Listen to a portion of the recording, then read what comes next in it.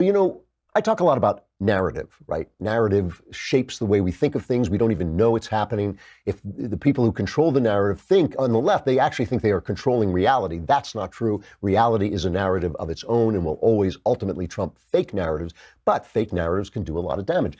This narrative about race that all the Democrats have, the economy is doing great, our foreign policy is really working, good judges who will obey the law are being appointed. Trump is doing a fantastic job as president of the United States. No matter what his personal flaws, he is doing a good job.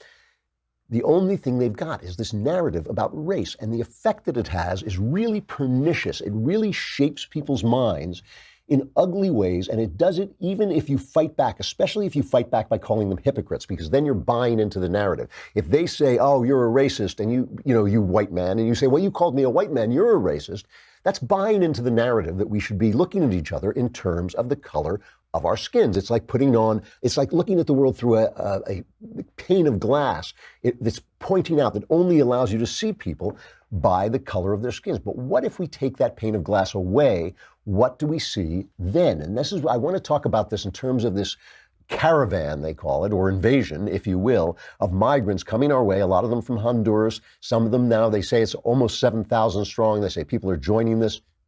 And, I don't want to join in the kind of nasty right-wing tone where we talk about, oh, I hate these people. And they're, a lot of them are probably refugees. A lot of them are running away. The rule about a refugee is the first free country you come to is the one you have to apply for refugee status. You can't walk through Mexico and come to the United States and say, oh, I'm desperate to get out, because if you were desperate, you would have applied for refugee status in Mexico. So none of this stuff is legitimate. It was arranged. There's a piece in the Wall Street Journal comparing it to the Mariel boat lift. That was in 1980. You ever saw the movie Scarface with Al Pacino? That's about the Mariel boat lift. Essentially, Castro emptied his prisons and poured these people into boats, and they all came over, and we wanted to take them in. We wound up with all these people, some of whom were really bad guys, and Miami paid the price. And that, if you watch that movie Scarface, that's what it's about, with the usual Oliver Stone left-wing nonsense thrown in. But, this caravan was organized by a guy named Bartolo Fuentes, who is a communist. He's from the Libre Party, and he's the guy, Libre is the party of the former president Manuel Zelaya, who was an ally of Venezuela and Cuba. He's basically a red, there's a red guy. And he tried to stay in office, to override the Honduran constitution, to remain in office despite a term limit. The Honduran Congress, his own party, the Supreme Court, the Catholic Church, all opposed him, and he finally was removed by the military and never returned to power, in spite of the fact that someone tried to keep him in power, namely the Barack Obama administration. But he didn't make it. So he organized this stuff as a way of getting at us, as a way of getting at America. It then got out of control. It got bigger than he thought it was. He was just bringing together disparate people who wanted to get out. But that means that someone is funding this, and we don't know who it was. We don't know who is paying for these people to come together, but someone is. So, all right, here's what our evil president is saying about people who try to get into this country illegally. We simply cannot allow people to pour into the United States undetected, undocumented, unchecked, and circumventing the line of people who are waiting patiently, diligently, and lawfully to become immigrants in this country. Okay, that was the evil president. That was actually the evil president. What I meant was Trump. I can understand I confused you on that one, but let's get Trump on the migrant caravan. Cut 6. We have been giving so much money. When we ask them to keep their people in their country, they're unable to do it. It's called Make America Great Again. Take your camera, go into the middle, and search. You're going to find MS-13, you're going to find Middle Eastern, you're going to find everything. And guess what? We're not allowing them in our country. We want safety. So he's saying this, and he's saying this is these rallies. Yesterday, he had one for Ted Cruz. It was pretty funny. We'll try and get back to that. But he had one for Ted Cruz. First of all, the number of people at these rallies is insane. I mean, it's insane. He's packing these stadium-sized venues, and people are outside waiting and watching on screens. If this is a blue wave coming, I'm Dr. Seuss. I got to say, I do not believe that this is not telling of what's going on. But anyway, here is the New York Times, a former newspaper, reporting on what Trump is doing, and this is indicative of all reporting. It's not just the Times. It is, all the left-wing reporters are doing this.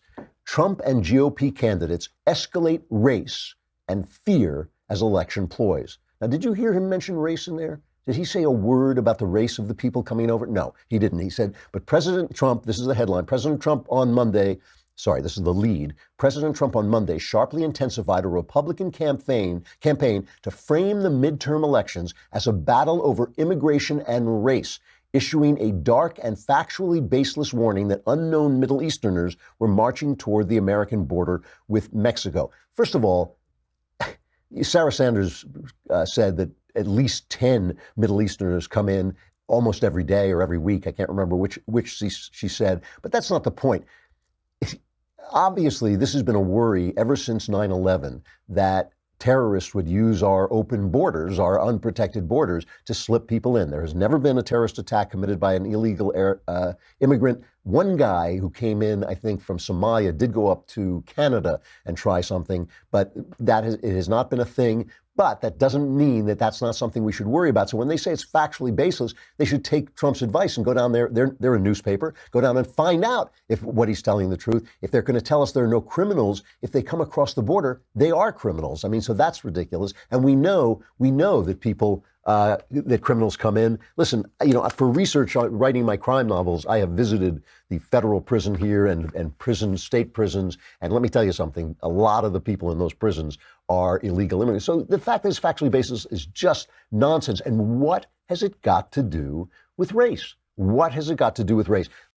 So it's all about race as far as they're concerned, although Trump has said nothing about race. The unsubstantiated charge marked an escalation of Mr. Trump's efforts, says the New York Times, to stoke fears about foreigners and crime ahead of the November 6th vote, as he did to great effect in the presidential race. Well, why are these fears like irrational fears? I mean, why aren't these concerns?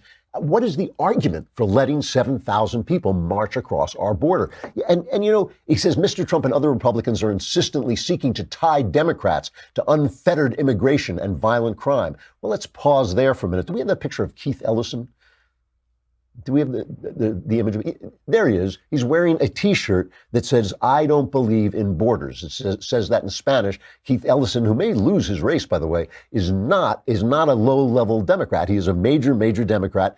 The new Democrats, of course, they believe in open borders. The old Democrats played it safe. They used it as an issue, as we saw Obama do it, but they never did anything about it. And one of the truly shameful moments of the Democrat Party is Chuck Schumer waving that pen around, saying, "What do you mean you want us to pass a law? We're just the Senate of the United States. We don't pass laws. We wave pens around so the president can make fiats like a king and solve this problem for us." They have been sitting on their hands for generations at this point. They do nothing to solve this problem. And if you don't think the new generation of Democrats believes in open borders, let's just have, as a reminder, let's listen to Alexandria Google Eyes Cortez talking about abolishing ICE. Well, we absolutely do need to make sure that our borders are secure, to make sure that people are safe in passage. But what we need to realize and remember is that ICE was established in 2003, right at the same time as the Patriot Act, the AUMF, the Iraq War. And we look back at a lot of that time and legislation as a mistake now. And I think that ICE is right there as a part of it. It has its extrajudicial nature is baked in to the structure of the agency, and that is why they're able to get away with black sites at our border, with the separation of children. We are committing human rights abuses on this border and separating children from their families, and that is part of the structure of the agency. We can replace it, and we can replace it with a humane agency that is directed towards safe passage instead of the direction of the criminalization. We are committing human rights abuses by enforcing our borders. ICE should be taking care of safe passage.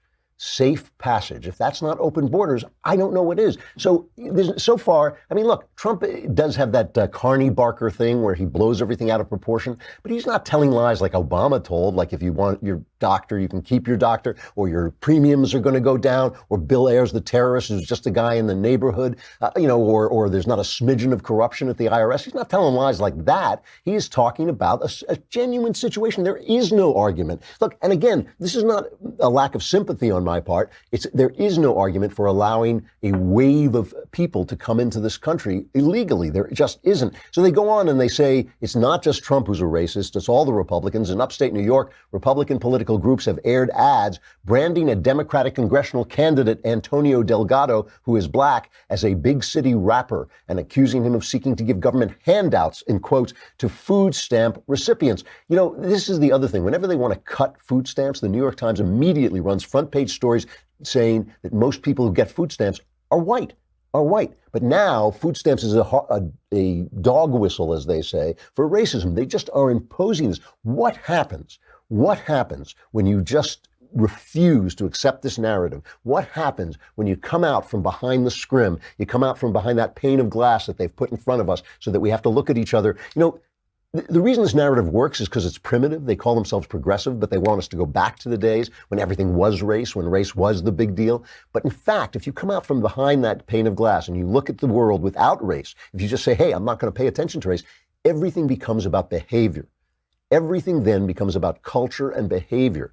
And then you can say, hey, I criticize that behavior because this, and this, because it's immoral. It is wrong to break into a person's country as it is wrong to break into a person's house. When you start to look at behavior, then a lot of the favored actors of the Democrat Party get criticized. That's why they're in the Democrat Party, because the Democrats will use racism to protect their bad behavior. That is what Democrats essentially do. That's essentially their entire strategy.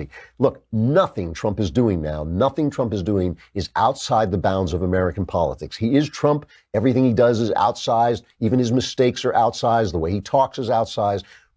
But you cannot let 7,000 to 10,000 people march across your border, because it just means there'll be another 7,000 to 10,000 people. And we do not know yet. We do not know who is using these people, right? A lot of these people are innocents and they're just trying to do what's right for their family. But we don't know yet. We know that they were organized at first by this communist. We don't know who is funding them or paying them to get them across the border. We just don't know. And all this fear mongering, the real fear mongering, is on the left.